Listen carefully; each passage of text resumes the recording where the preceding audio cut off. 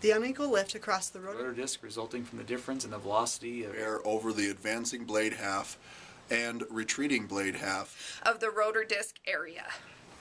Hi, Mindy from U42 talking about dissymmetry of lift. So essentially what we have on the board is a drawing of what dissymmetry of lift looks like. We have the advancing blade in our counterclockwise system and the retreating blade. So dissymmetry of lift is not a problem in a hover. Where this becomes an issue is when we start moving into any type of forward flight. So as we have drawn on the board here, we have the number 300, it's an arbitrary number, just for the sake of math, illustrates what's happening here, as the tip speed, how fast the tips of the blade are going through the air, and 100 knots of forward airspeed, of advancing air coming into the blade. So, the tip speed at 300 and the forward airspeed at 100 knots. You can think of this as like cars on the freeway. If you have a head-on collision, both cars going 50 miles an hour, the impact is as if it's 100 miles an hour.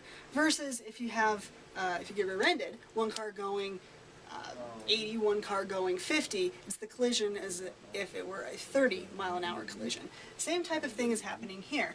The tips are going through the air at 300, and the air is meeting the tips at 100. So on this side we have 300 plus 100. The airflow on this side, on the advancing side of the blade, 400 knots. Again, these are arbitrary numbers, but it works for this illustration. On this on this retreating side, tip speed is still 300, but we have 100 knots of airflow moving with it in that same direction. So on this side, we subtract 100. Over here, 200 knots of airflow over the blade.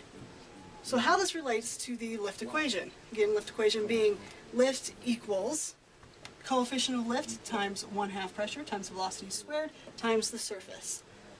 On the advancing side of the blade, we have a lot of velocity of airflow over the blade, and it's squared. So over here, in this example, we have 160,000 velocity. Okay? Over on this side, however, we only have 40,000 coming from the velocity. As you can see, these two equations are not equal. We're getting a lot of velocity, a lot of lift due to velocity on the advancing side, and not nearly as significant lift due to velocity on the retreating side. So we have to compensate for it somehow, and we do that through blade flapping. To illustrate this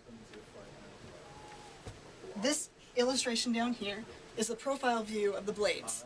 As the blades flap, retreating blade is going to flap down, advancing blade is going to flap up. What that flapping does for us is increases the coefficient of lift, or the angle of attack.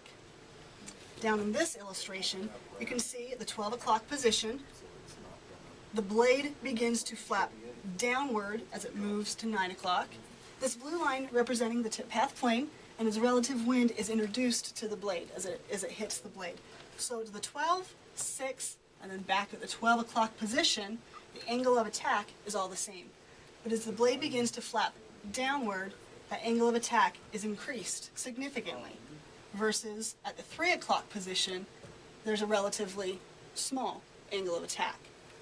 So on this retreating side of the blade, we are getting a lot of the lift from the coefficient of lift, or angle of attack, and not as much on the advancing side. So those two elements combined, a lot of lift from the velocity on the advancing side, a lot of lift from the coefficient of lift on the retreating side, those are what keeps lift equal across the blade as we fly. Thanks for watching, y'all.